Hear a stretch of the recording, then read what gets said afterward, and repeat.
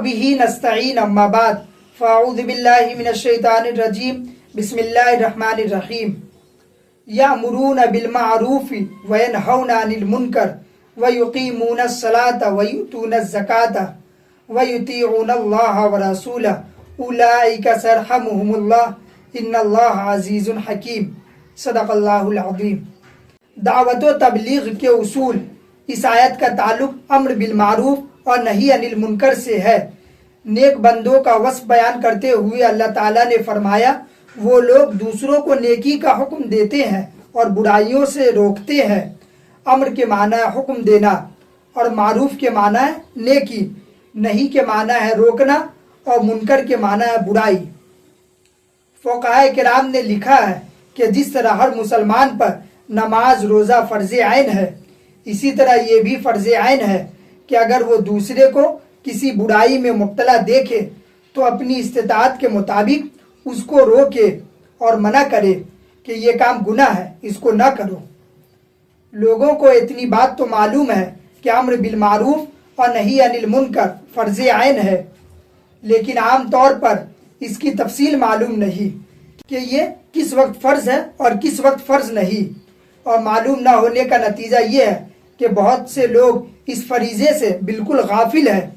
वो लोग अपनी आँखों से अपनी बीवी बच्चों को और अपने दोस्तों को देख रहे हैं, वो हराम कामों में मुब्तला है, लेकिन इसके बावजूद वो उन्हें रोकते नहीं।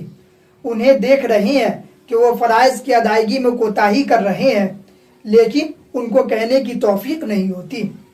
और बाज़ लोग इस हुक्म को इतना आम समझते हैं कि सुबह से लेकर शाम तक उन्होंने दूसरों को रोकने और टोकने को अपना मशगला बना रखा है। इस तरह इस आयत पर अमल करने में लोग इफरात व तफरीत में मुब्तला है। वजह इसकी यह है कि इस आयत का सही मतलब मालूम नहीं, इसलिए इसकी तफसील समझना बहुत ज़रूरी है।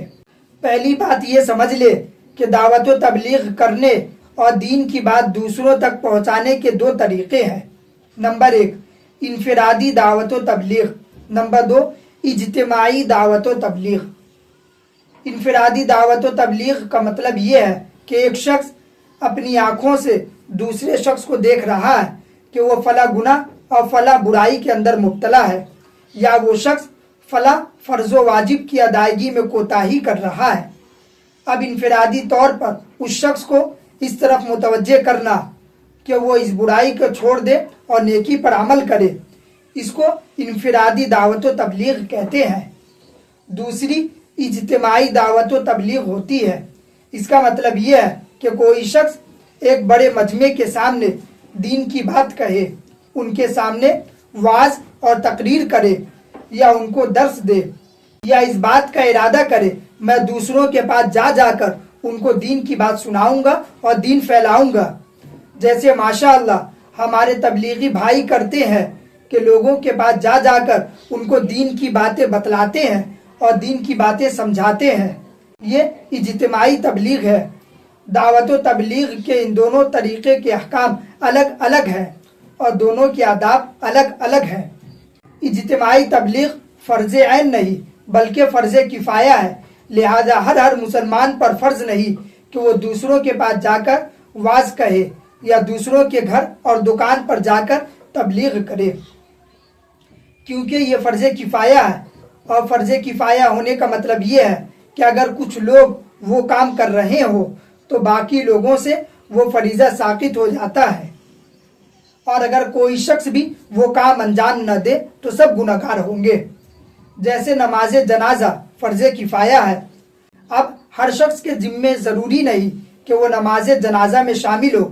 अगर वो शामिल होगा तो सवाब मिलेगा, अगर शामिल ना हो तो गुनाह ना मिलेगा, जब तक कुछ पढ़ने वाले लोग मौजूद हो। अगर एक भी शख्स नमाज जनाजा पढ़ने वाला नहीं तो उस वक्त तमाम मुसलमान गुनहगार होंगे।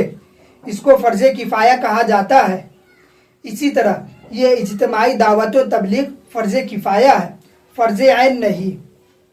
इनफिरादी दावत व तबलीग ये है कि हम अपनी आँखों से बुराई होती हुई देख रहे हैं, या हम देख रहे हैं कि कोई शख्स किसी फ़र्ज़ को छोड़ रहा है, तो उस वक्त अपनी इस्तिताअत की हद तक उस बुराई को रोकना फ़र्ज़ किफ़ाया नहीं बल्कि फ़र्ज़ ऐन है।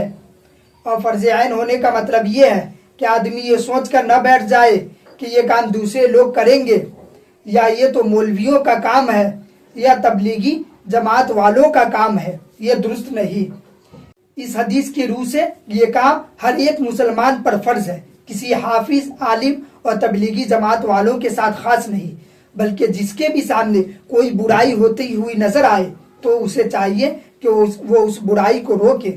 اس حدیث کی روح سے یہ کام ہر مسلمان کے ذمے فرض ہے، فرض عین ہے، لہذا یہ انفرادی دعوت و تبلیغ فرض عین ہے۔ اللہ تعالیٰ سے دعا ہے ہمیں ان باتوں کو صحیح سے سمجھنے کی توفیق عطا فرمائے، آمین۔ وآخر دعوانا ان الحمد للہ رب العالمین۔